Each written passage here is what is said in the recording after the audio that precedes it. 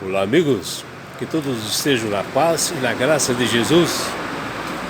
Vamos estudar a lição da Escola Sabatina e hoje estamos numa nova paisagem. Estamos aqui na cidade do Rio do Sul, no dia 29 de julho, e hoje, sexta-feira. E a lição de número 5, ela tem como título Calor Extremo. Ela é um estudo adicional, uma recapitulação do que nós vimos durante a semana. E a lição que nós vimos nessa semana está baseada nos livros de Isaías, no seu capítulo 53, Gênesis, no seu capítulo 22, Oséias, no capítulo 2, Jó, no capítulo 1, 2 Coríntios, no capítulo 1, Isaías, no capítulo 43, Salmos no capítulo 103 e Mateus no capítulo 28. O estudo da lição dessa semana, ela se concentrou nas providências que Deus faz na vida de todo cristão, na necessidade da transformação de nosso caráter, do nosso modo de viver, que ele seja mais próximo da conduta de Cristo. Onde Deus, desde o início, no povo de Israel, ele tem provado ao seu povo que somente na fornalha da aflição é que é modificado o caráter das pessoas. E para nós reconhecermos que nós temos que mudar e saber que nós somos totalmente dependentes desse Deus grandioso e soberano que tudo mantém. E é no calor da fornalha que a escória se separa do verdadeiro ouro, que é o caráter do cristão. E Deus se utiliza das mesmas formas, do crisol, onde ele é purificado ouro, ele se utiliza também para o cristão. E cada um de vocês, meus amigos, meus irmãos, que vocês saibam que Jesus vigia, ele orienta o povo, ele sabe o que é necessário para que nós possamos nos purificar, para que nós possamos ser esse metal precioso que nós devemos ser, para que nós possamos refletir o brilho do seu amor eterno. O profeta Isaías, no capítulo 23, ele dá uma mensagem a todos da época, já mencionando para o futuro, quando viria o Messias, quando ele não havia ainda chegado, onde a Trindade chegou à conclusão de que o crisol do Filho de Deus se fazia necessário e que realmente foi muito duro, realmente com o Filho de Deus, e um calor extremo, onde ele deveria sofrer pelos pecados da humanidade, sem dever, e seria indispensável esse crisol para a redenção. E Isaías diz no verso para memorizar: ao Senhor agradou esmagá-lo, fazendo-o sofrer. Quando ele der a sua alma como oferta pelo pecado, verá a sua posteridade e prolongará os seus dias, e a vontade do Senhor prosperará nas suas mãos. Está lá em Isaías, no seu capítulo 53, versículo 10. A maravilhosa obra de Jesus na terra foi assim uma assinatura verdadeira do amor de Deus para com toda a humanidade pecadora. E o incrível foi que a fornalha altruísta desse ser maravilhoso que veio nos salvar, que chama-se Cristo, onde ele se despiu de toda a sua glória lá nos céus, um lugar de conforto, e veio aqui nos salvar para caminhar no solo enegrecido desse mundo mau, mundo ruim de pecado, experimentando o sofrimento, o calor extremo, sem piedade de fazer algo assim para nós humanos, sendo assim desprezado, rejeitado até pelos seus amigos, que está lá em Isaías, no seu capítulo 53, versículo 3. As Sagradas Escrituras nos mostram que muitas pessoas que resolveram seguir a Cristo, eles passaram por um fogo extremo, um fogo de calor extremo. E um dos exemplos foi Abraão, que passou por um tremendo crisol, quando Deus pede a ele que sacrificasse o seu filho Isaque, que está lá em Gênesis, no capítulo 22, versículos de 1 a 2. Deus pediu ao patriarca para oferecer esse sacrifício porque ele tinha propósitos grandiosos na vida desse grande homem chamado Abraão, sabendo qual seria o futuro dele, porque é um Deus realmente que conhece o futuro, e que ele seria, o Abraão, um pai de uma posteridade incontestável, e Deus estava determinado em testá-lo, né? Provar a sua fé. E Deus não o fez assim por si mesmo, né? Porque ele sabia da graça e a sua presciência que Abraão o faria. Ele queria deixar uma lição gravada na mente de Abraão e permitir que ele adquirisse experiência e conhecimento. Deus queria que o patriarca tivesse o entendimento próprio, que ele conhecesse realmente a necessidade dele passar por este crisol e o grande sacrifício de Cristo que faria no futuro por ele e pela humanidade, a fim de redimir e salvar a humanidade.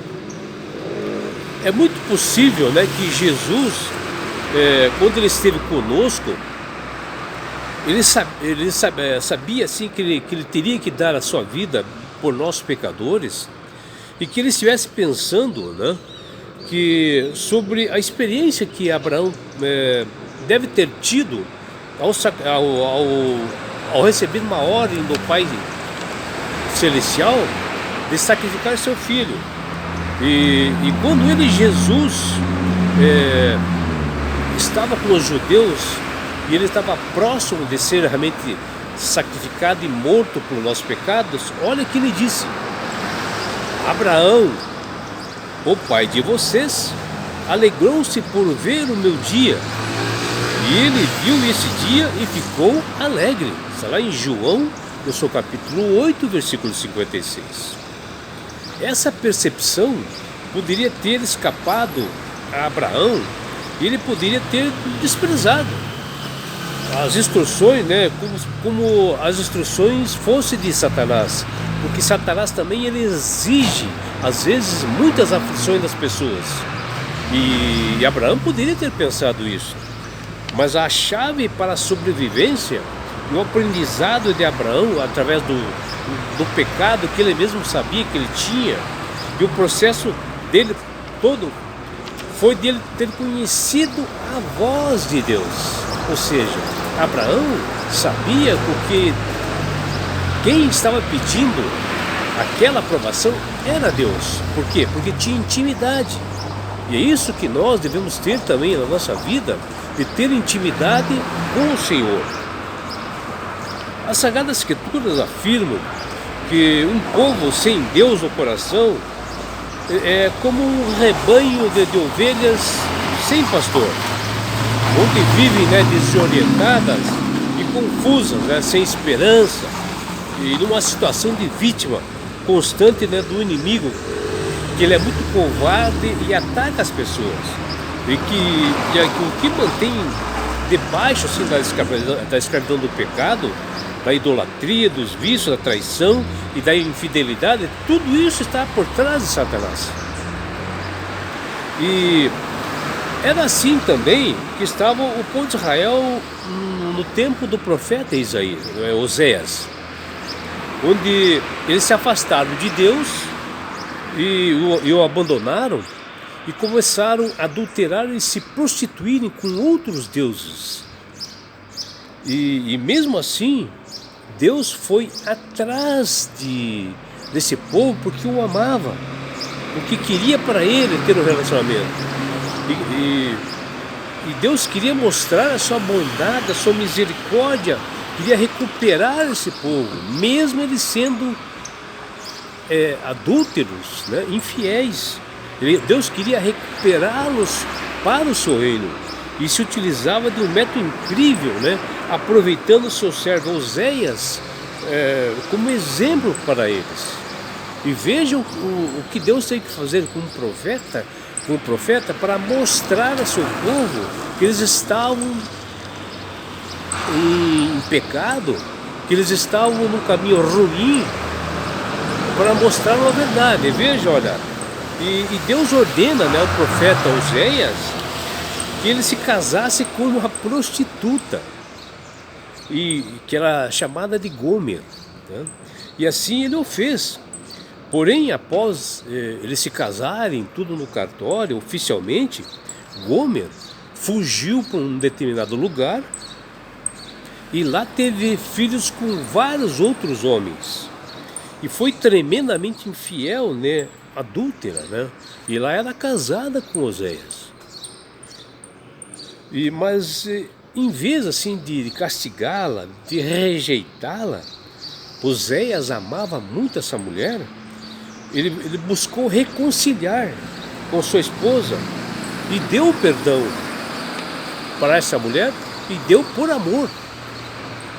Porém, antes Oséias fez ela entender, né, das necessidades de transformação e mudanças. E ela resolveu fazer isso e se arrependeu. E transformou-se assim num novo caráter. Que está ali em Oséias, no seu capítulo 2, versículos de 1 a 12. Essa história, né, de Oséias, apontando, né, para o povo de Israel, que era adúltero, que eram assim, infiéis, serviram, e que também fizeram algo mal, né, eles serviram a outros deuses como Baal, levanta duas questões assim, importantes para nosso entendimento sobre as nossas atitudes. Quando Deus permite as aflições para nós, provações para nós, é para nos levar ao arrependimento e uma transformação de caráter. E às vezes existem alguns pontos que as pessoas podem pensar, né? Primeiro, podemos pensar que quem está agindo não é Deus, porque Satanás também pode agir nesse momento tentando colocar você em aflições e se passando às vezes até por Deus como enganos, né? E o segundo ponto é que nós corremos o risco, né, de nós interpretarmos assim mal a Deus quando Ele nos dá as aflições e provações, quando na realidade Ele está trabalhando em nosso caráter. Vimos essa semana que o servo de Deus chamado Jó, ele foi acusado, né, por Satanás de só servir a Deus por causa das bênçãos recebidas, né? Porque Jó era um homem próspero, ele tinha muitos bens, ele tinha assim muitos filhos, né? Ele era feliz e era um homem respeitado na cidade. E assim Satanás pediu a Deus autorização para testar a fidelidade de Jó. Embora Jó não sabia, né, das intenções do inimigo quanto a essas acusações e o que ele faria na sua vida, e que passaria assim por um extremo crisol, né, e ele perderia tudo, ele perderia até os filhos, bens, tudo isso.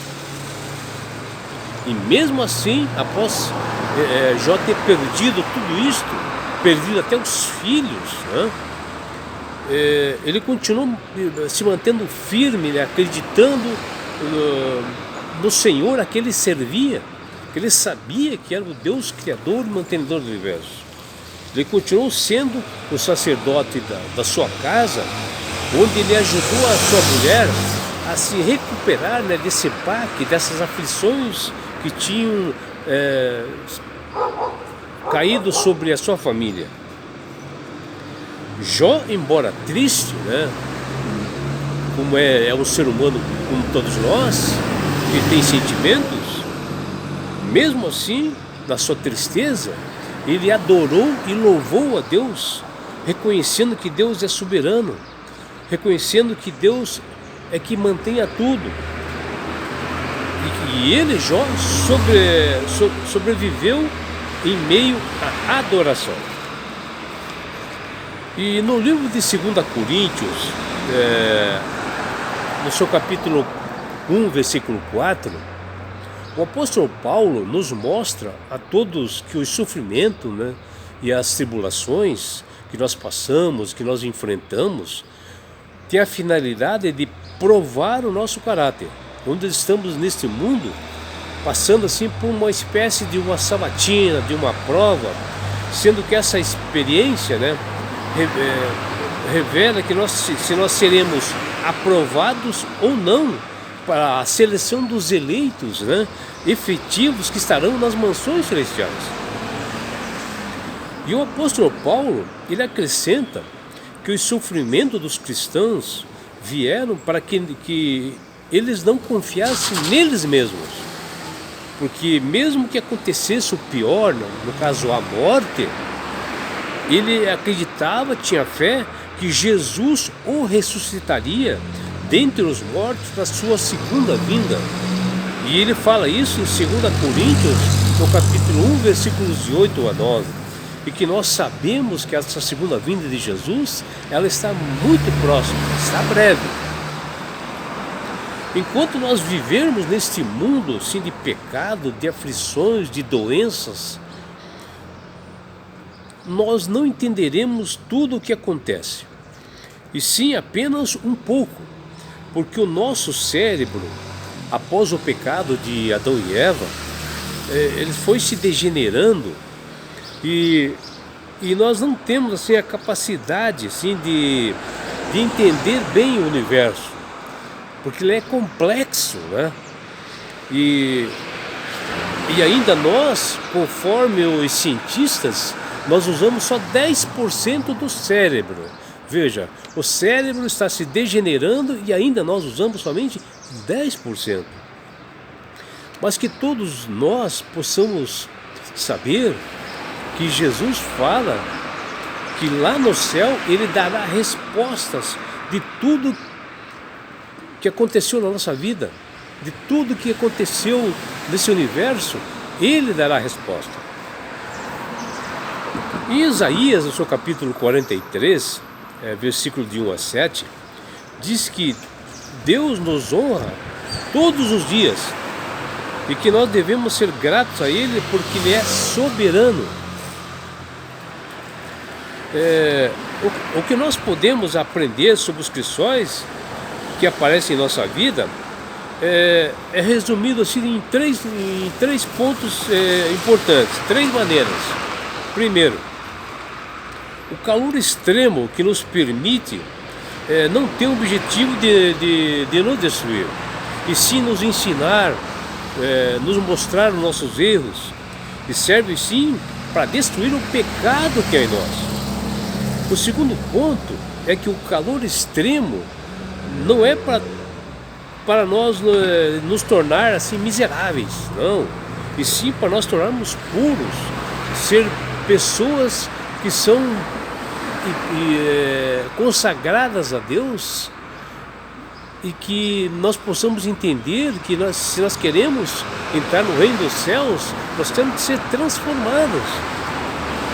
E o terceiro ponto é o cuidado de Deus por nós em todos os momentos, e Ele é constante, Ele é eterno, um Deus amoroso, um Deus que nos cuida, um Deus que quer um relacionamento conosco.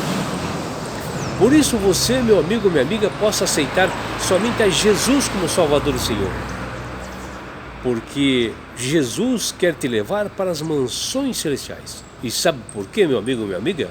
Porque Jesus te ama. Abraços do seu amigo João Carlos Amorim.